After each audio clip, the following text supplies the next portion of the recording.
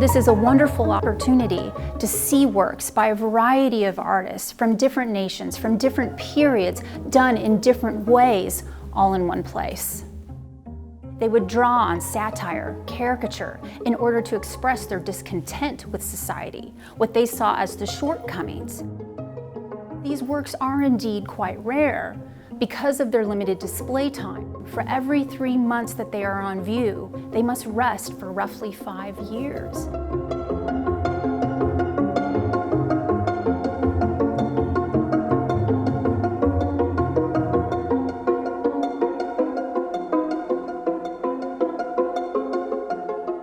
Hello, I'm Regina Palm, the Harold and Ann Berkley Smith Senior Curator of Modern Art here at the Norton Museum of Art. The Virtue of Vice, the art of social commentary, looks at how artists throughout the centuries have used social commentary as a means of artistic expression. And in doing it in this tongue-in-cheek way, they made it more palatable for their audiences so that they wouldn't turn a blind eye, or at least not turn a blind eye quite as quickly. So whether looking at sexual exploitation, gambling, drinking, or other vices, they were able to help edify society because they wanted to improve it, and thus their work became something greater. It became something virtuous, and thus the virtue of vice. The show opens with the work of George Gross, a watercolor titled Eaten and to be Eaten. He was from Berlin and initially studied at the Dresden Academy. He wanted to be a history painter, the highest of the fine arts. However, after his involvement in World War I, he became very discontent with society. He was angry. He was angry with his government, he was angry with the military, and he was angry with the rise of fascism.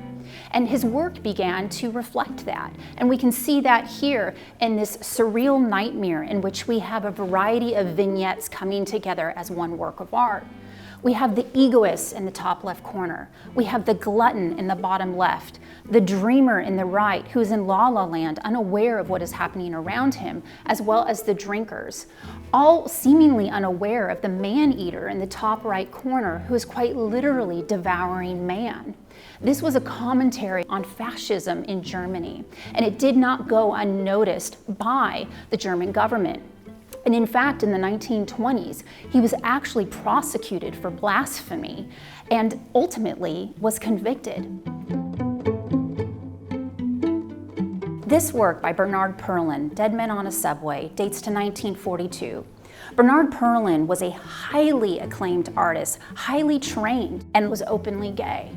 In 1940s America, that was a very brave thing to be, but not an accepted thing to be. Nevertheless, he did not let this deter him. In this work, Dead Man on a Subway, we see a beautiful silver point. Silver point is a means by which you use a silver stylus, and you have a specially prepared paper, oftentimes a white zinc gouache, that simply allows the silver to adhere better, to bite the paper.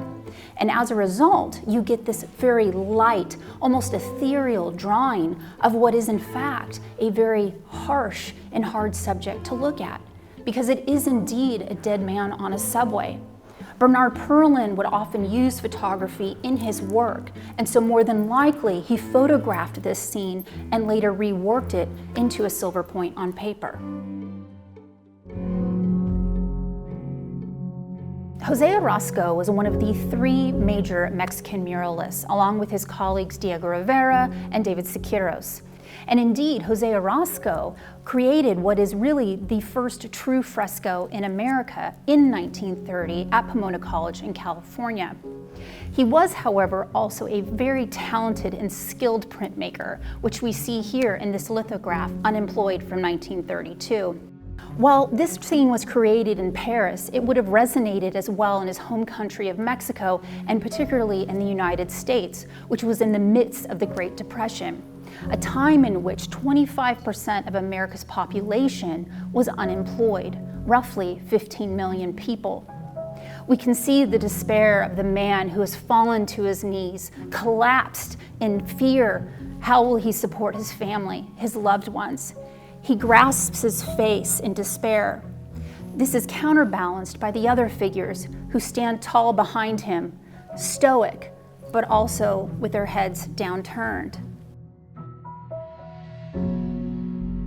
In the exhibition, you will see 4 works by Reginald Marsh, one of which is Couple on Roller Coaster from 1946, a watercolor on paper. Now this work has all the caveats of a Reginald Marsh. It has the Marsh type depicted, the woman in the foreground, the buxom blonde for which he became very well known. Reginald Marsh had a type, and he was a gentleman that definitely preferred blondes. He would often heighten their so-called femininity, and here we can see that as well.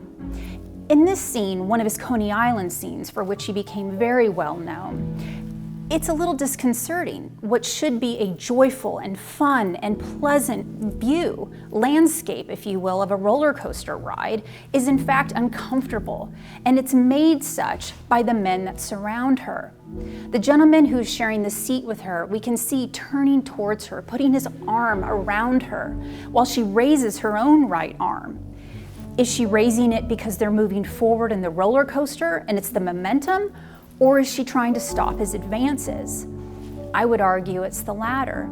He, however, is not bothered one bit by the movement of the roller coaster, as he's very much focused on the woman next to him, but she is not interested in his advances.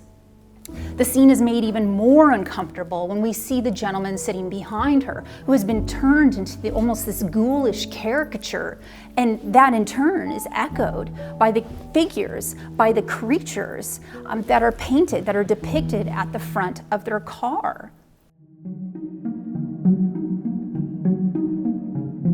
The Virtue of Vice reveals the complex and rich history of printmaking in America, Europe, and Mexico. Hopefully visitors will see that while not paintings in the traditional sense, though of course there are watercolors, they are just as worthy of our attention.